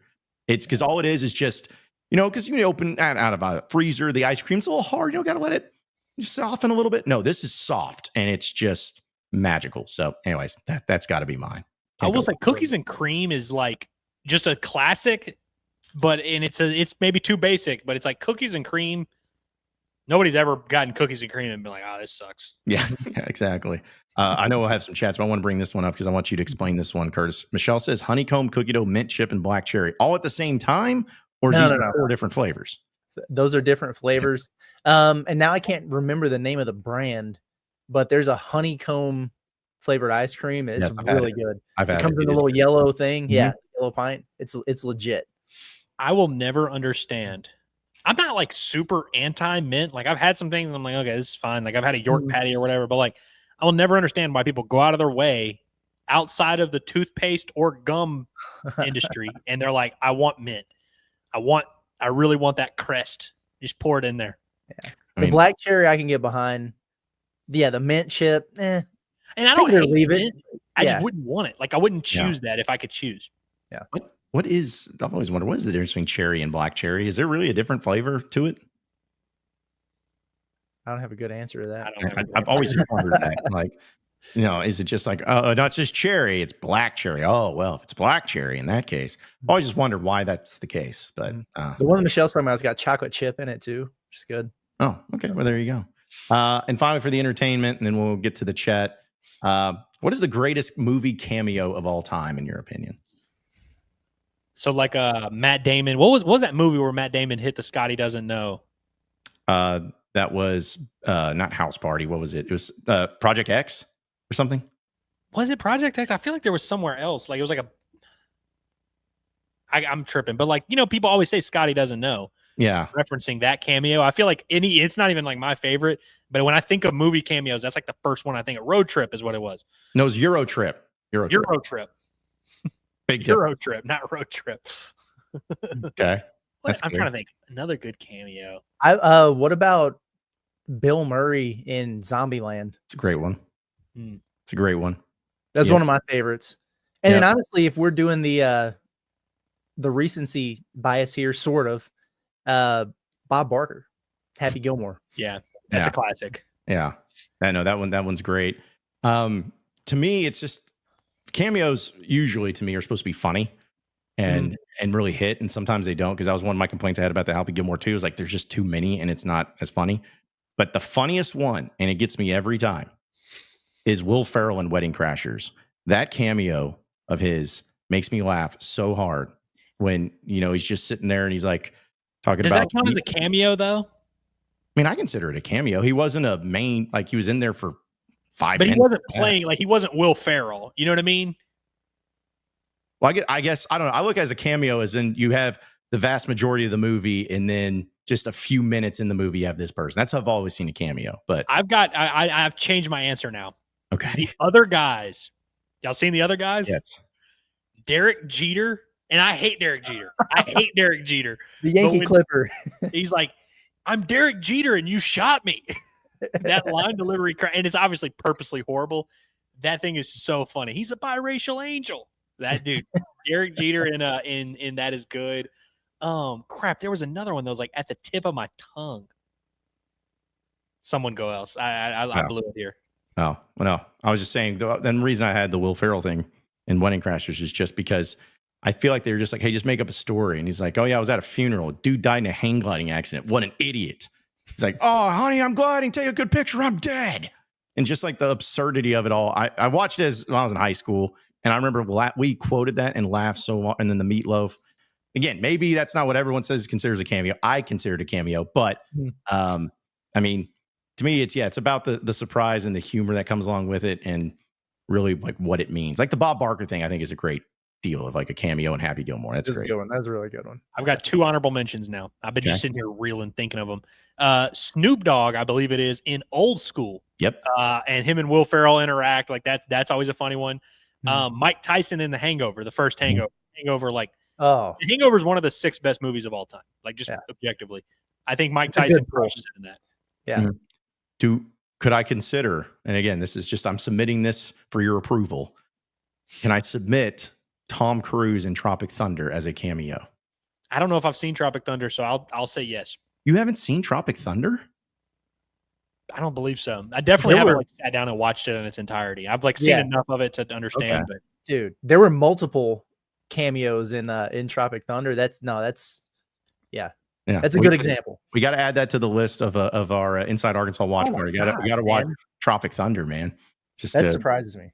Yeah, great casting and some of the quotes. I mean, the fact that Danny McBride is in it and his character is like so like small compared to the other ones, but every person that's in there is great. Like they're whatever little part that they do is great. So that one's good.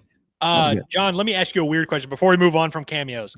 What's your favorite Stan Lee cameo? Because obviously he's had like 30 of them. Do you have a Stan Lee cameo that sticks out to you where you're like, oh, that one was funny? I'd have to go back and think about all of them, but I do remember the one that always kind of made me laugh was I think it was actually in Infinity War when he's driving the school bus and the kids are freaking out and he's like, "Well, you guys ever seen a spaceship before?" And that's the first one that came to my mind. But there's some good ones there. I think that one and the one when he was Hugh Hefner. I forgot which one that was. He was like playing Hugh Hefner. Yeah, I think that might have been the Iron Man. But he has one where Captain America had to go steal his suit from the museum. And then his cameo at the end is like Stan Lee is like a night worker, a janitor. And he like goes and he's like cleaning. He sees the suit's gone and he's like, God, I'm so fired. I thought that one was funny. Stan Lee, legend, by the way. R.I.P. Oh, yeah. No, that is good. That is good. A lot of people are coming into the chats with some of theirs that were in there too. So, but yeah, Like Top Gun Maverick had a good one. I was like, yeah, Val Kilmer was pretty good. You know, I think Matt Damon, by the way, is the cameo GOAT. He's done it like 7 times. Like every time he has a buddy that's doing a movie, he's like, let me get in there. He's in Thor Ragnarok. And of course, the Eurovision one's a classic. I Googled best cameos of all time. And here's what Google AI gave to me. It was, crap, where was it? It had Bob Barker and Happy Gilmore. It had Matt Damon. And it had Bill Murray in Zombieland. So like a lot of the ones that we mentioned. Yeah. So that means we did a good job. Yeah, if Google AI is on board with us, and it has probably nothing to do with the fact that we said those, and then it just read it, and when you searched it, and they're like, oh, this is what they said, so it must be right. That's what it was. Yeah, I'm always freaking out by that. So, all right, a few chats here, real quick. Will be cameos and all that stuff or not, but either way, Addison says, Curtis, I know it's way too early, but which team do you think has a higher ceiling, this year's B-ball team or the 2026 team? Well, I'm gonna go with this year's team just because we just have no idea yet what 2026 will look like. If they had their freshman class intact, I'd feel better about making that projection. You know what I mean? Like if they wind up getting Jordan Smith Jr., Big Arafan, and somebody else to have like a 4-man freshman class here, and then you're kind of looking at who's coming back and everything. There's some staying power for Arkansas here in the future for sure. It would also depend on you're losing Nick Pringle and Trevor Brazile. They're out of eligibility, but does Malik Ewan pan out the way you think he is? And then do you get him back? Does Billy Richmond come back? Is there a year 4 of DJ Wagner? Is Malik Thomas a one and done or not? Like there's a lot of different things that go into that.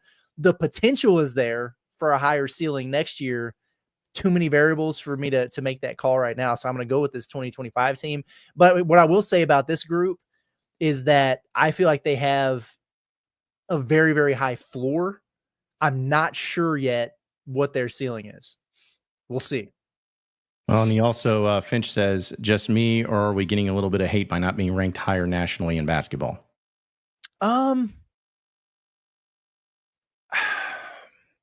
I don't think it's hate. And I mean, a lot of places still have Arkansas like top 10. So, but I have seen a few that have them. I think CBS Sports has them like 19th or something. I've seen a couple that have them like 12, 14, whatever.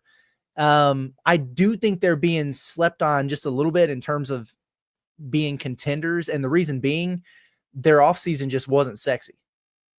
You know what I mean? Like it was great. It was tremendous with the guys you got coming back. Well, you reel off the stats of returning production and all that, but you went out and got 2 transfers and to kind of fill your holes, and then you were basically done. And so you didn't talk about Arkansas as much. And so I think people are really big into the shiny new toys thing. Who's been in the headlines when they put together these polls and stuff. So I don't think that they're being hated. Although, did you guys see?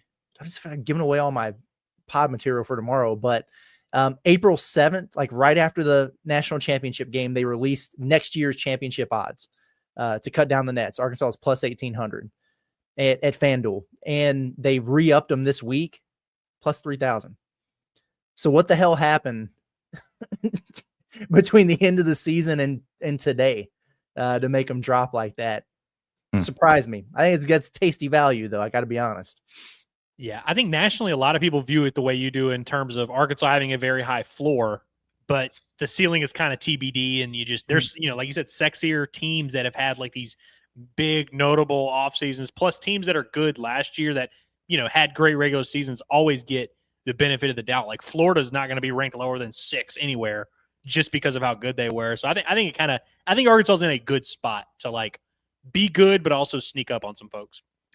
A few more chats here too. Smitty just says, guys, I need some advice. What's an affordable section of the stadium to sit in that I could still probably get tickets? I assume you're talking about football, and I guess it depends on which game you're wanting to go to. I mean, there's a lot of variables here, Smitty. But I mean, a good affordable, what's affordable too? I mean, you could sit up in the nosebleeds and get in for pretty good money. So I don't know. There's a lot of follow-ups to this. So I know you said it earlier, but yeah. We'll do some research. We can let you know, which is going to be the best way for it. And did y'all, before we pull up another chat, can I share this real quick? This is from Chris Haynes. Is this Gilbert Arenas thing that I just saw? Too? Okay, yeah. What the hell? Okay, so according to Chris Haynes, NBA analyst, he says former NBA star Gilbert Arenas and suspected Israeli crime figure were arrested today on federal indictment alleging they operated illegal gambling business in which high-stakes poker games were played at Encino Mansion Arenas owned. It's not good. What in the world? Don't play cards with Gilbert Arenas, man. You're gonna have guns get threatened, and like now you got Israeli crime figures being Seriously. That is a heck of a, and the fact that the article's from justice.gov, so it's not like not even Chris Haynes' platform. Like, it's like, no, I'm sharing this article from justice.gov, and golly, yeah, I had to read that one like 5 times to make sure I was understanding what it was saying. That and everything going on with his kid who had the accident and he came back and blew his knee up or whatever, and then this, it's like, man, heck is going on over there? Yeah. Been a rough summer for the Arenas family for sure. Yes, it has been. Yes, it has been. All right, a few more here real quick. Higher Ed says, John, in case no one else mentioned, Ware Schnoover was the name and the other retiree you were going for and Locked On. Yes, and I made a mistake because that wasn't Ware Schnoover. It was Clyde Scott. So I was all wrong all over the place. So yes, but appreciate you letting me know that, because I knew that as soon as I ended the podcast, I'm like, I'm not editing that. They'll just have to deal with it and call me out for it. Chakota, our guy Chakota says, dog days of summer in the moment of the old gig shutting down. Did y'all ever think you'd not only be back, but bigger, better, and more popular than ever before? Dude, I started this because we're getting close to the year anniversary of the relaunch. Yeah. Mm-hmm. Like dangerously close. Yep. And it kind of snuck up on us here. Yep. The answer is yes. Yeah. I don't want to say like we for sure knew. I think the thing that we always knew is like, if we could control what we could control, we knew we were good enough to like do the job and do the content and be consistent, but we needed factors outside of the three of us to kind of go our way. And they've gone at least enough our way to where we've been able to make it work. I think we never doubted that we'd be able to like make it work and make it stick, but there was definitely some doubts of like, are we even going to get the opportunity? I think that was the big question. Yeah. From the day it started going downhill and we knew that other operation wasn't going to work out, we were, I think, all pretty motivated to figure out a way to get it right. So, well, yeah, because my thought is, yes, also I knew it'd be back better, bigger, and all that, because we did it a thing called the right way. And if it was done the right way, it would work. And it's not to say it's perfect. It's not to say that there's not things that come up and things that are still having to work through. Of course there is. But yeah, if it's just you do it with the right way and be honest about it, and not only with each other, but also with people that you work with and partnerships and everything, then that's what's going to work out. So who knows? Maybe we'll do another member stream and we'll really dive into the deeds of it. Because I let Curtis and Andrew take that one. Yeah, that's where we really air out our thoughts on our lives and our deepest, darkest moments. It would kind of be fun to, I don't know if fun's the right word. Probably interesting for people who have been rocking with us the entire time to go from the end of that situation to the beginning of this, like everything that went into it. Because we do have some good stories about some of our meetings of the minds and all the back and forth between what the heck are we going to call this thing? And we might even talk a little bit, maybe not full detail, about that infamous day right before we relaunched at Leroy that just went terribly wrong. Yep. There's a lot of good stories in there.